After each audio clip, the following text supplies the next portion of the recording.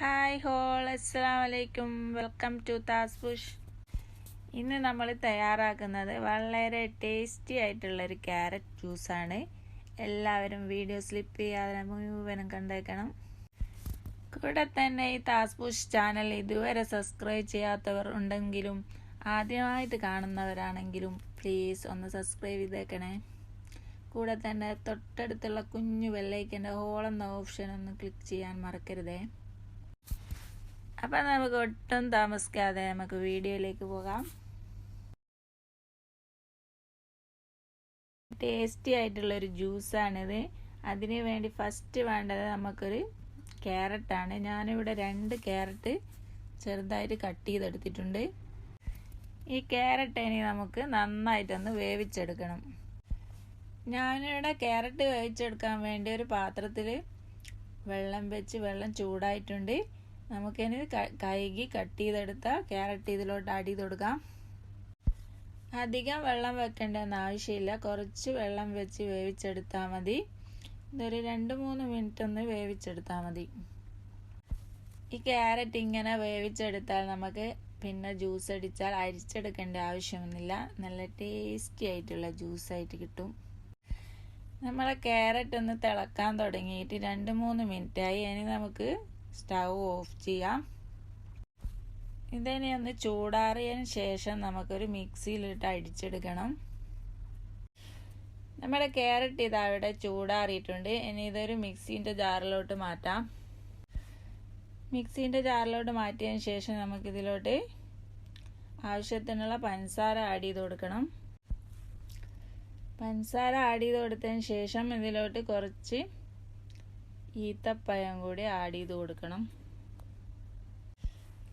നമുക്ക് നേരത്തെ കുക്ക് ചെയ്തെടുത്ത ക്യാരറ്റിൻ്റെ വെള്ളം കൂടി ഇതിലോട്ട് ആഡ് ചെയ്ത് കൊടുക്കാം.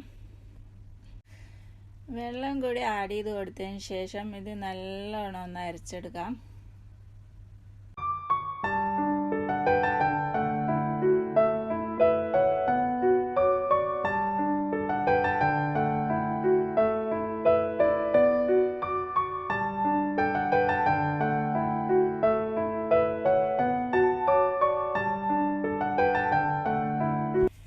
ക്യാരറ്റും ഈത്തപ്പഴമൊക്കെ നല്ലോണം അടിച്ചെടുത്തിട്ടുണ്ട്. ഇനി നമുക്കിതിലോട്ട് 1 ഗ്ലാസ് പാലും കൂടി ആഡ് ചെയ്ത് കൊടുത്തൊന്ന് അടിച്ചെടുക്കാം.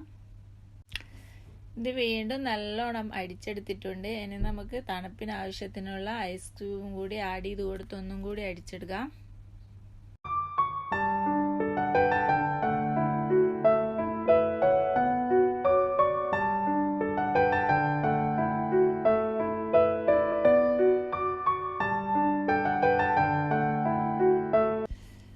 നമ്മുടെ ജ്യൂസ് ഇതവിടെ റെഡി ആയിട്ടുണ്ട്. നല്ല കട്ടിയായിട്ടുള്ള ജ്യൂസായിട്ട് കിട്ടിയിട്ടുണ്ട്. ഇനി നമുക്കിത് നേരെ ഗ്ലാസ്സിലോട്ട് ഒഴിക്കാം. അതിന് മുന്നേ ഇതിലോട്ട് കുറച്ച് കസ്കസും കൂടി ആഡ് ചെയ്ത് കൊടുക്കണം. ഞാനിവിടെ കുതിർത്തി വെച്ച കസ്കസും കൂടി ആഡ് ചെയ്ത് കൊടുക്കുകയാണ്. കസ്കസ് നിങ്ങൾക്ക് വേണമെങ്കിൽ മാത്രം ഇട്ടാൽ മതി, ഇട്ടിട്ടില്ലെങ്കിലും നല്ല ടേസ്റ്റാണ് ഈ ജ്യൂസിന്. കസ്കസ് ഇട്ട് കൊടുത്തതിന് ശേഷം ഇത് നല്ലോണം ഒന്ന് ഇളക്കിയെടുത്ത് നമുക്ക് നേരെ ഗ്ലാസ്സിലോട്ട് ഒഴിച്ചു കൊടുക്കാം.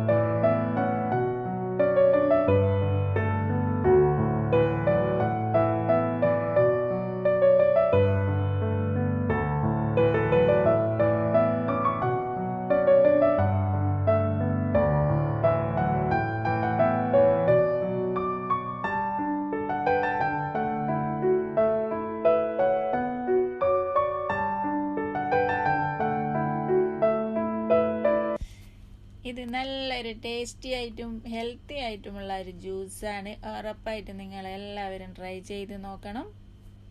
പിന്നെ വീഡിയോ ഇഷ്ടപ്പെട്ടാൽ ലൈക്ക് ചെയ്യാനും നിങ്ങളുടെ ഫ്രണ്ട്സുകൾക്ക് ഷെയർ ചെയ്ത് കൊടുക്കാനും മറക്കരുത്. വീണ്ടും ഒരു പുതിയ വീഡിയോ ആയിട്ട് കാണാം. Thank you for watching.